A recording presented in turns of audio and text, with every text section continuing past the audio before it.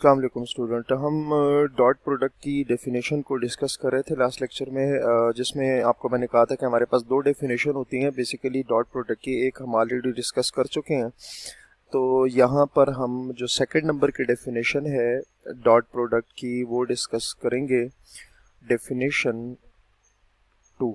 ठीक है, सबसे पहले इसकी हमारे पास स्टेटमेंट लिखेंगे कि स्टेटमेंट किस तरह से है। अच्छा, इसमें स्टूडेंट हम दो चीज़ों को देखेंगे कि वेक्टर्स प्लेन में होंगे तो डॉट प्रोडक्ट का किस तरह से मतलब होगा, और अगर दोनों वेक्टर प्लेन में होंगे स्पेस में होंगे तो तब उस तरह से क्या होगा। ठीक है, तो लेट से मैं पहले प्लेन को डिस्कस करता हूँ कि इफ़ हमारे पास दो वेक्टर्स हैं, वेक्टर u है a1i प्लस b1j और एक दूसरा वेक्टर है v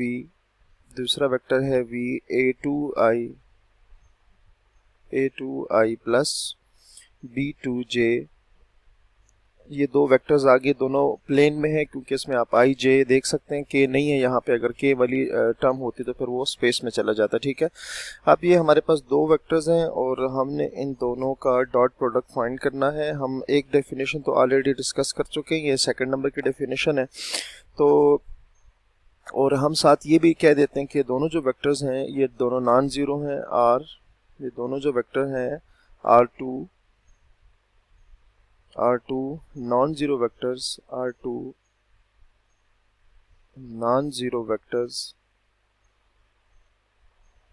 non zero vectors in the plane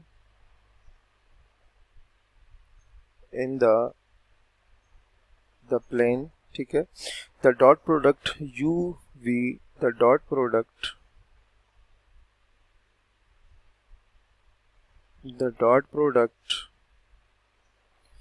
U dot V is defined by U dot V।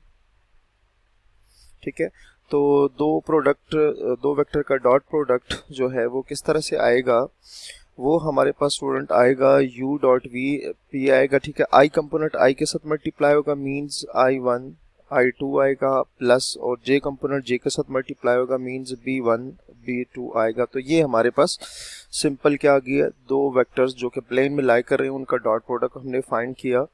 अच्छा, अब दो वेक्टर्स ले लेते हैं हम स्पेस में, तो साथ उसमें k कंपोनेंट आ जाएगा। If u vectors a1i plus b1j plus c1k and v vector जो है वो a2i plus b2j plus c2k। ठीक है, R2 अगेन वही है कि दोनों भी नॉन जीरो हैं। R2 non zero vectors, R2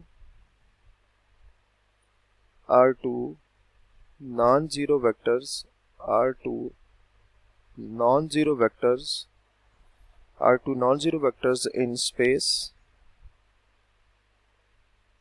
R2 non zero vectors in space. The dot product UV, the dot product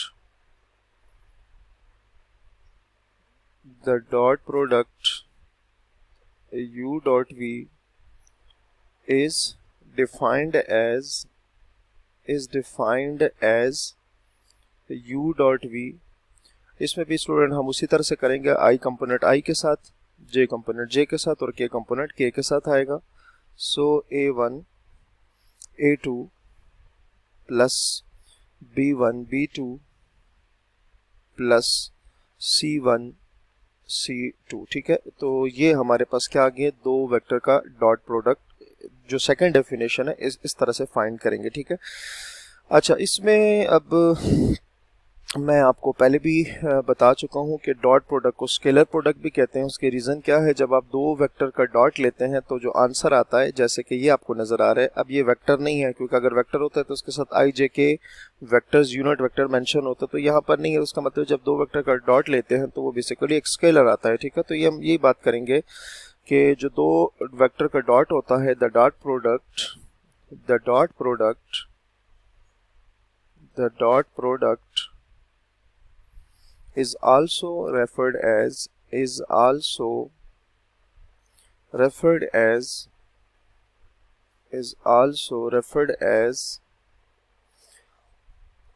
to the scalar product to the scalar product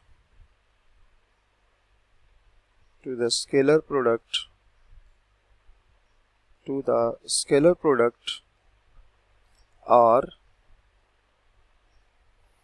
the inner product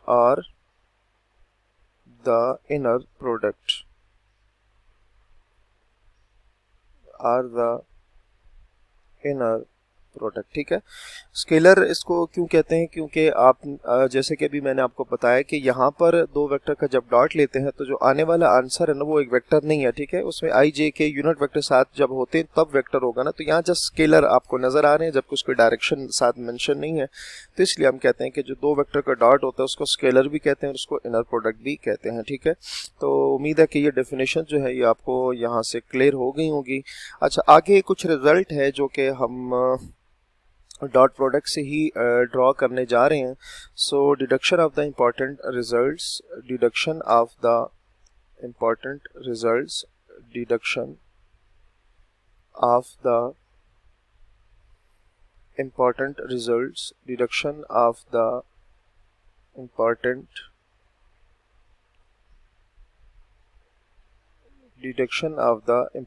results ठीक है। अच्छा जी, let's say हमारे पास vector है unit vector I J K, ये तो आपको पता है लेट आई जे के, ये हम ऑलरेडी डिस्कस कर चुके हैं कि ये तीनों क्या हैं, यूनिट वेक्टर हैं। तो उसके लिए फिर हम इनमें से कुछ रिजल्ट प्रूव करने जा रहे हैं। लेट से हम बात करते हैं कि अगर दो यूनिट वेक्टर को आपस में उनका डॉट लिया जाए तो क्या आएगा। तो जैसे कि हमने फर्स्ट डेफिनेशन पढ़ी थी डॉट प्रोडक्ट की, उसमें क्या था कि दो वेक्टर का डॉट क्या होता है, फर्स्ट वेक्टर का मैग्नीट्यूड, सेकंड वेक्टर का मैग्नीट्यूड, कॉज और angle between these two vector. तो चूंकि वेक्टर सेम है तो उसका मतलब है इनके दरमियान जो एंगल है वो जीरो होगा।